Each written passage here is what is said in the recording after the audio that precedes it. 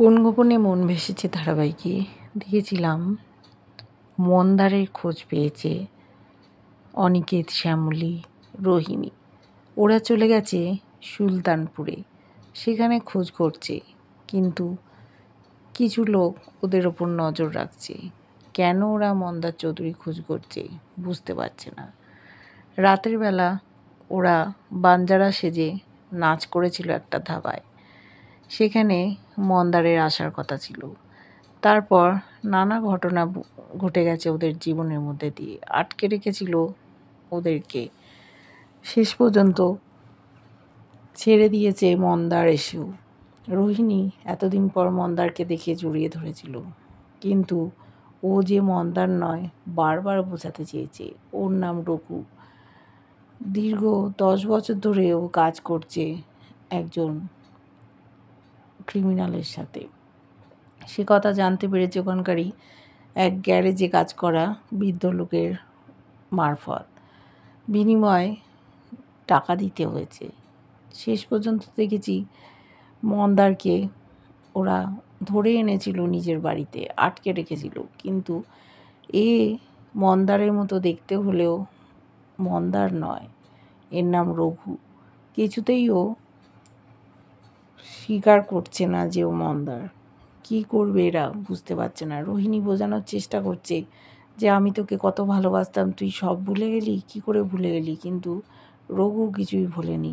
বলছে মন্দার তো ভাগ্যবান, তোমার মতো এরকম একটা দেখতে সুন্দরী মেয়ে তার পাশে আছে। আমি হলে যে কী করতাম জানি না। বুঝতে পারছে না রোহিণী কী করবে, কিন্তু রঘু ওখানে থাকতে চাইছে না, ওখান থেকে বেরিয়ে যেতে চায়।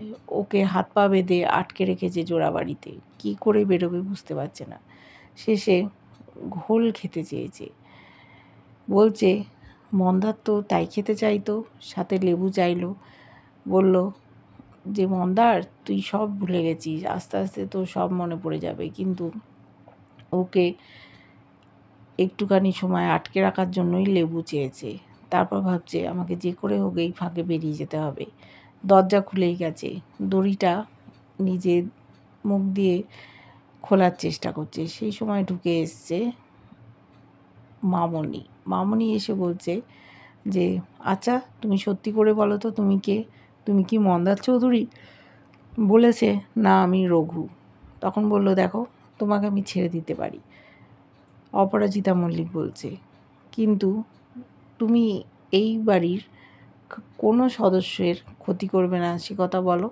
তখন ও কথা দিল, বলল আচ্ছা আমি তোমাকে খুলে দিচ্ছি, তুমি বেরিয়ে যাও। যখন প্রায় খোলা শেষের মুখে সেই সময় চলে এসছে ওখানে বাড়ির সকলে। এসেছে শ্যামলী, আটকে দিয়েছে, বলছে মামনি তুমি কি করছো? এদিকে রঘু নিজের পাটাও খুলে ফেলেছে। খুলে ফেলে এবার ছিটকে বেরিয়ে যাচ্ছিল। শরবত আনছিল প্রিয়া, ছুরি কোত্থেকে একটা বার করে ওর গলায় ধরেছে, বলেছে তোমরা সরে যাও, না হলে কিন্তু আমি ওকে ছুরি দিয়ে মেরে দেবো। চলে এসছে অনিকেত, প্রতিম, সকলে বলছে ছেড়ে দাও প্রিয়াকে। রোহিণী বলছে মন্দার তুই এ কী করছিস? তুই আবার এইসব কাজকর্ম করছিস, কেন করছিস? কিন্তু রঘু ওখানে থাকতে চায় না। ও বলছে আমি মন্দার নই, আমি রঘু। শেষ পর্যন্ত পালিয়ে গেল রঘু। পালাতে সাহায্য করলো অপরাজিতা মল্লিক। রেগে গেছে রোহিণী, বলছে যে মা তুমি আবার মন্দারকে আমার কাছ থেকে কেড়ে নিলে। কত কষ্ট করে আমরা ওকে ফিরিয়ে নিয়ে এসেছিলাম। ওর মা বলছে ও মন্দার না, ও রঘু, আর ওর পেছনে তোমরা কেউ ঘুরবে না। আমার দিব্যি রইল রোহিণী, একেবারে তুমি বাইরে যাবে না। বলছে মা তুমি এটা কি করলে, এরকম কেন করলে? এদিকে প্রিয়ার গলায় লেগেছে ছুরিটা, রক্ত বেরোচ্ছে। প্রতিম বলল আমি দেখছি। এদিকে প্রতিম নিয়ে এসছে বাইরে ঘরে, প্রিয়াকে ওষুধ লাগিয়ে দিচ্ছে। প্রিয়া বলছে ভাগ্যিস আমার লেগেছিল, তাই না তুই দেখতে পেলি? তখন বলছে তুই এইভাবে বলছিস কেন? আমি কি দেখি না? ওরা যখন একে অপরের প্রতি আকৃষ্ট হয়ে তাকিয়ে আছে, সেই সময় হঠাৎ প্রিয়ার বস চলে এসছে। প্রিয়াঞ্জলি বলে চেঁচাচ্ছে। প্রতিম অবাক যে বস এসে খোঁজ করছে। বলছে কী ব্যাপার, তুমি যাচ্ছ না অফিসে? তোমার ওপর কত দায়িত্ব আছে, তুমি সমস্তটা ভালো করে সামাল দাও বলে আমরা নিশ্চিন্ত থাকি, কিন্তু কেন তুমি আসছো না, কোনো খোঁজ খবর নেই, তাই আমি তোমাদের বাড়িতে চলে এলাম। ওখানে প্রতিম ছিল। তারপর বলছে, আমি তো দেখিনি খেয়াল করে। প্রিয়াঞ্জলি, তোমার গলায় কি হয়েছে? মনে হচ্ছে যেন সদ্য কেটে গেছে। শিগগির চলো, আমি ডাক্তারের কাছে নিয়ে যাচ্ছি। কিন্তু প্রতিম বলল, আপনি যার সম্বন্ধে কথা বলছেন সে আমার স্ত্রী হয়, আমরা বুঝে নেবো, আপনি কেন আমাদের মাঝে ঢুকছেন? বলছে, ও আমি বুঝতে পারিনি। প্রিয়া রাগ করছে, প্রতিমকে বলছে, তুই ঘরে চলে যা, উনি আমার বস হন। তারপরে ফোনটা ফেলে রেখে গেছে। আনতে গিয়ে ও শুনতে পাচ্ছে ওর বস বলছে যে, তোমাকে আমি কোনো মূল্যেই হারাতে চাই না, তুমি আমাদের একটা অ্যাসেট। এই কথাটা ও ভুলভাবে শুনলো। মনে মনে ভাবছে যে, আমি যদি না আসতাম জানতে পারতাম না তো এদের মধ্যে এত দূর এগিয়ে গেছে। কিন্তু সঠিক কথাটা শুনতে পেল না। এদিকে দেখেছি তৃষা ছাড়া পেয়ে গেল। উকিল এমন কিছু কারুকাজ করেছে যেন তৃষা নিজেকে বাঁচানোর জন্য ওকে আঘাত করেছিল, অর্থাৎ ডিরেক্টরকে আঘাত করেছিল, তাই ছাড়া পেয়ে গেল। নিউজ চলছিল, আবার দেখেছি সকলে এক হয়েছে, চা খেতে ডাকছে, কিন্তু রোহিণী নেই। ওদিকে প্রতিমও প্রিয়ার ওপর রাগ করে চলে যাচ্ছে। খবর চালানো হয়েছিল, শুনছে তৃষা ছাড়া পেয়ে গেছে। এরা তো অবাক হয়ে গেছে। গেট বেঙ্গল ক্যাটার আর কিছুতেই মাথা তুলে দাঁড়াতে পারছে না। হঠাৎ বাইরের দিকে তাকিয়ে দেখছে তৃষা ব্যাগ নিয়ে চলে এসছে। মনে মনেও ভেবেছে, আমি অরুণাবকেও ছাড়িয়ে নিয়ে আসবো। ওকে দেখে সকলে দুচ্ছাই করছে, যাও তুমি এক্ষুনি বেরিয়ে যাও, কেন তুমি এসছো? কিন্তু ও কিছুতেই বাড়ি ছেড়ে যাবে না। বলছে, তোমরা আমাকে একটু আশ্রয় দাও। শ্যামলী বলছে, কেন? আপনাদের এত বড় বাড়ি থাকতে এখানে কেন আসছেন? বলছে, ওই বাড়িতে গেলে মনে হবে বাড়িটা গিলে খেতে আসছে। আমি বাড়ি না, আমি মানুষজন চাই, সবার সাথে থাকতে চাই। ওরা কিছুতেই থাকতে দেবে না। শ্যামলী বলল, আগের বার সবাই বার করে দিচ্ছিল, ও থাকতে দিয়েছিল, কিন্তু তাতে কি হলো? ও স্পাইয়ের কাজ করলো, ক্ষতি করার চেষ্টা করলো, এবার আর কোনোভাবেই থাকতে দেওয়া যাবে না।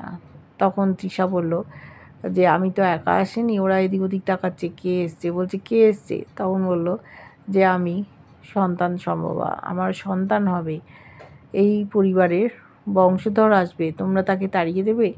আমি চাই এই বাড়িতেই থাকতে। তখন এরা আর কথা বলতে পারছে না।